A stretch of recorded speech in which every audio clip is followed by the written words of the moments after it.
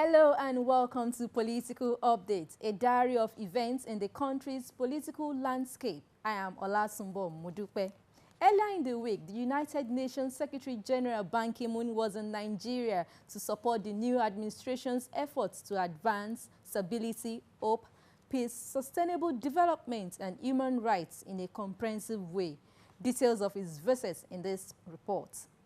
Welcomed by high-powerful delegates, United Nations Secretary General Ban Ki-moon's first assignment was to meet with the Nigerian Governors Forum to further inspire key partners in the change agenda. He acknowledged that Nigeria is currently passing through a crucial moment, but was however happy that, despite the current situation, the country was facing all the challenges with the needed vigor. He pledged the support of the United Nations to the desire of the leaders to move the nation forward. The UN envoy also laid a wreath in honor of the victims of the 2011 UN building bomb blast. Ki-moon will condemn the inhumane act of the sect, called for an end to all forms of extremism the world over. Ban Ki-moon, in a closed-up meeting with President Muhammadu Buhari at the presidential villa, who gave his solidarity, noted the regional engagement efforts being made by Buhari to tackle insurgency and expressed hope that the rapid operational direction of the multinational joint task force will go a long way in tackling the insurgents, as ending socio-economic grievances in the northeast, particularly through expansion of educational and employment opportunities for youth, will boost the efforts.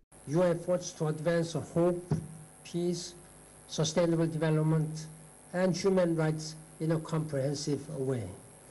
I'm convinced that when you change Nigeria, you also change Africa. The difficult time Nigeria finds itself, the destruction of infrastructure, especially in the northeast, and the over 1.5 million internally displaced persons that have to be morally, physically, and materially rehabilitated.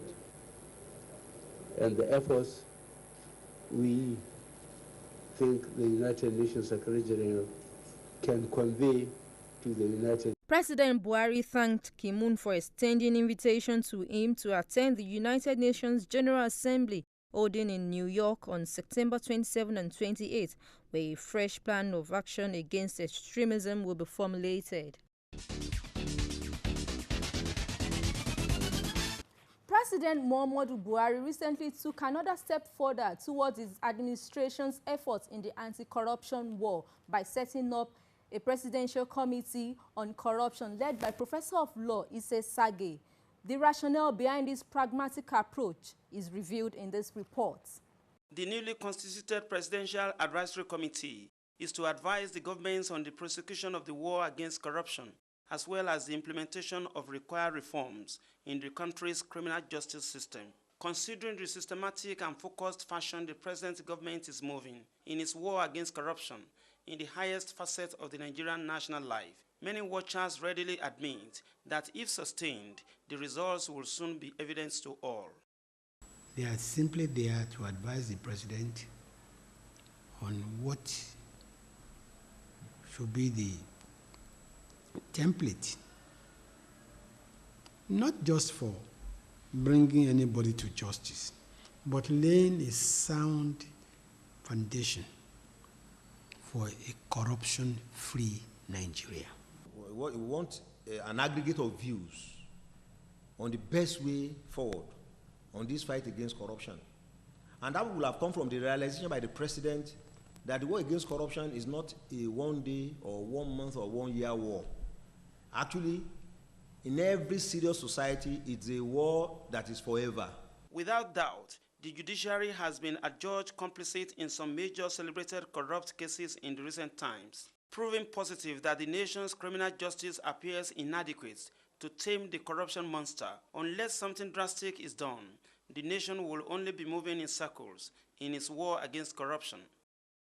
The idea is laudable, is welcome, is logical, and it is rational.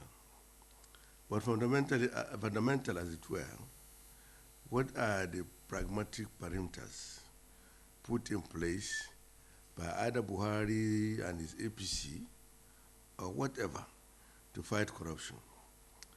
Are we still going, is it going to be business as usual, or business unusual?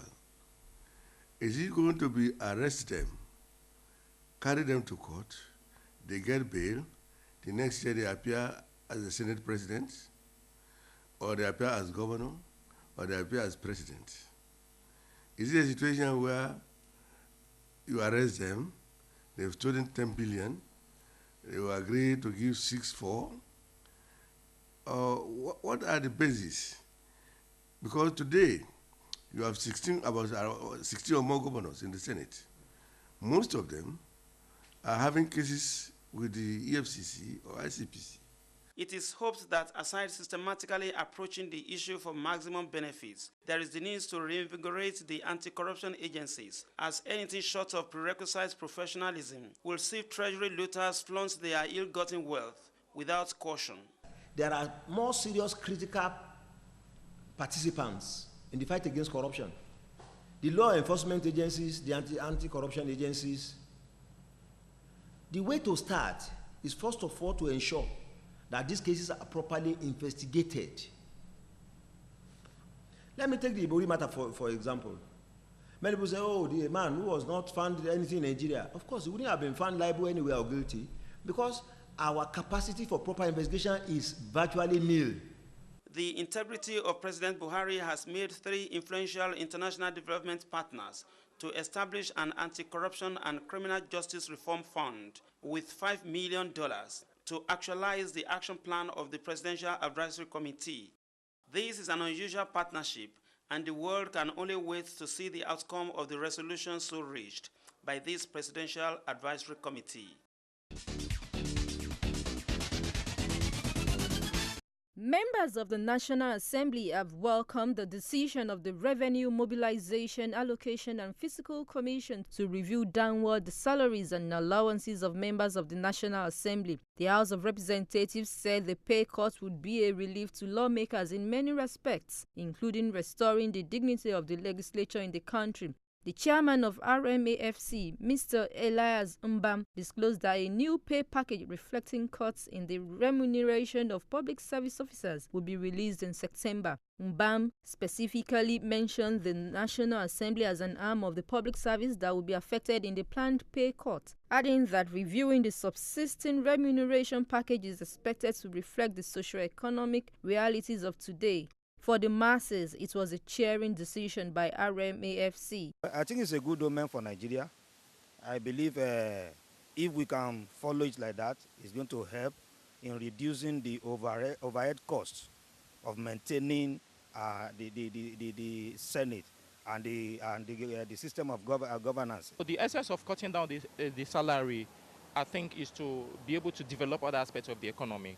So if that is done, I think that is a very good thing. Right from the onset, you know, this government has been everything about this government has been successful, and I think, well, to me, it's going to be successful. You collecting something that that even can change a community, you know, can bring light to a community.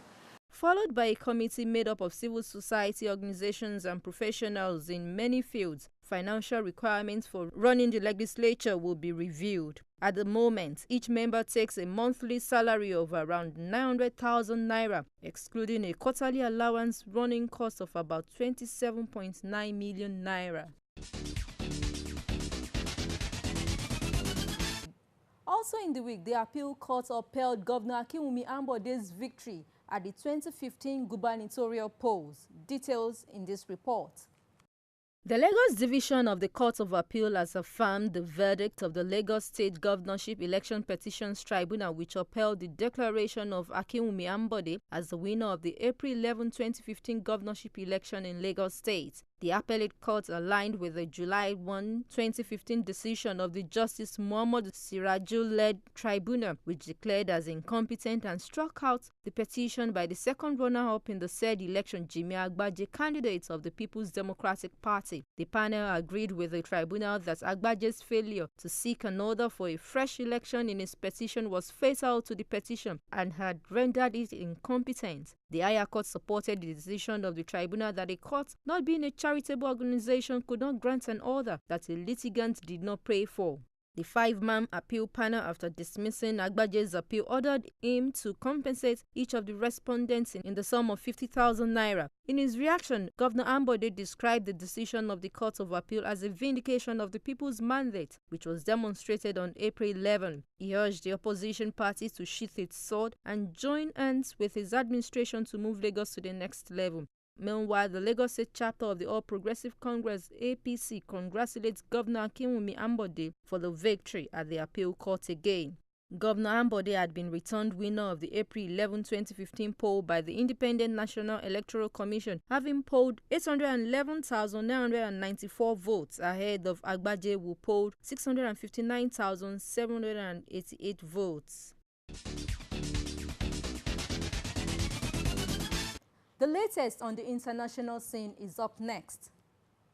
South Sudan President Salva Kiir has signed a peace deal with rebels more than a week after refusing to do so at a ceremony in the capital Juba, attended by African regional leaders. The president of Kenya and Uganda and the Prime Minister of Ethiopia, who also helped mediate the negotiations, were at the signing event. Rebel leader Riek Machar signed the accord in the Ethiopian capital last week, but Kiir has said on the same day that his government needed more time to study the text. The United Nations Security Council had said that it was ready to take immediate action if Kiir did not sign the agreement on Wednesday. South Sudan has been at war since December 2013, when a split within the security forces escalated into a violent rebellion led by Machar. After 40 hours of talks, North and South Korea on Tuesday pulled back from the brink with an accord that allows both sides to save face and for the moment avert the bloodshed they have been threatening each other with for weeks. In a carefully crafted though vague piece of diplomacy, Pyongyang expressed regret that 2 South Korean soldiers were maimed in a recent landmine blast. Seoul blamed on the North. While not an acknowledgement of responsibility, let alone the definite apology, South Korea's president had demanded it allow Seoul to claim some measure of victory in holding the North to account. South Korea, for its part, halted anti-Pyongyang propaganda broadcasts on the border, which will let the authoritarian North trumpet to its people a propaganda win over its bitter rival and put an end to broadcasts that outside analysts say could demoralize frontline troops and inspire them to defect. The agreement marks a good first step in easing animosity that has built since South Korea blamed North Korea for the mine explosion at the border earlier this month. It's a wrap on Political Update this week. Please stay tuned and enjoy the rest of the news. Have a blissful night.